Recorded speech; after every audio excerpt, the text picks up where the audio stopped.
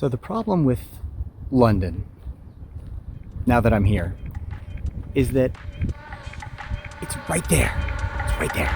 You can see it. One of the problems with living in New York during the lockdown has been that we were in New York. It was right there. It was right there. You could see it. It was right there. It was right across the street. And yet you couldn't go because COVID. So we managed to get to London, which is fine in and of itself. We went there. We've been here a few weeks now. It's not like we came just now when things started getting worse, but now that we're here, we're kind of stuck. So that's a whole thing. And yeah, now we can see London the same way we can see New York. I see London. I see New York. There's a kid's joke in there somewhere that I'm really can't be arsed to look for. Anyway, happy Boxing Day. I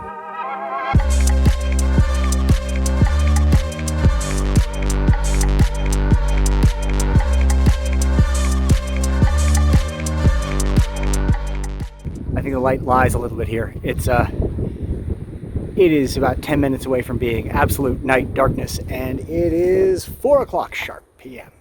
So that's the downside of living in a place like London now. It is foggy and crappy, and I was at least spared the glory of the London skyline today. There's a big storm coming in, and that's, well, everybody has come out for their Sunday walk or Saturday walk, and it's absolutely been it was kind of crazy. There was nobody was like, I could count the number of people wearing masks on one hand. London is clearly not taking this as seriously as New York was, and this part of London is in tier 4 lockdown, which means everyone's supposed to be staying home, period. But everyone had a kid or a pet or was just out for a walk and a bit of a hang with a friend or two. I mean, I don't blame them, but I don't get the sense that this is going to get better right away unless this kind of happens a little more hardcore.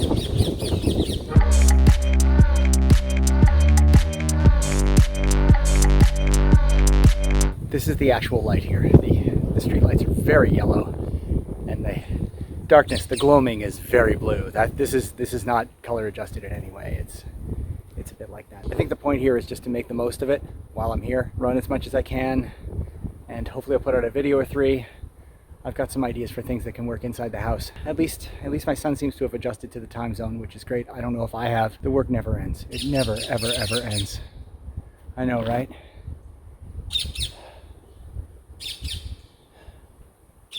I'm gonna find something nice to say. Actually, I do have something nice to say. I am grateful for having a place I can go. We're thousands of miles from home and thousands of miles away from most of the stuff that I find comfortable and the things that I need. And yet, here I am. And we now have grandparent childcare, which, let me tell you, is a game changer. My son gets to sleep in a different room. Back in New York, we're all sleeping in the same room. And that's a trip. He's clearly ready to move into his own room. He's 9 months old. He's got, he's okay with the company of himself. And I would like the company of myself back. That'd be great. The act of reclaiming an hour a day, well, let's see what happens. We've got, there's 3 of us taking one shift at a time. We've split the day into thirds, and so each of us gets 2/3 of a day to do whatever we want, whether we want to play with the kids some more or not. Some of us need to do some work, and some of us have a book deal to complete, and some of us just want to play with our grandson because that's not a thing they get to do very often. So everybody kind of wins, I think. And if one of us is feeling too much one way or another, then we get to do that. So I'm grateful for that. I'm grateful for being somewhere else. A change is as good as a rest, and we may not get an actual rest, but it's nice to be somewhere else, and somewhere relatively safe, and somewhere where we can do the things we do, even if it's on a weird time frame. And I am also grateful that we get to see what we are like living a little more of a minimal lifestyle. We've got a billion books and a billion other things, and it's going to snap into focus the things that we actually genuinely need versus the things that are just frivolous and unnecessary. We will never be minimalists, but it's going to be a little easier to maybe get rid of some things that aren't necessarily providing us with, use or joy.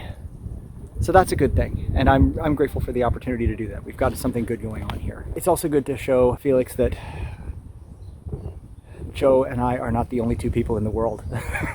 Most babies at this age start to suffer from separation anxiety whenever we're not in the room. He hasn't had to do that because we've never been out of the room with him. So he's had a very gentle integration into greater society between the lockdown and between the fact that, you know, we're introducing him to one person at a time. And so now he knows like 5 or 6 people in the world, and that's really helpful, and I'm really grateful for that. So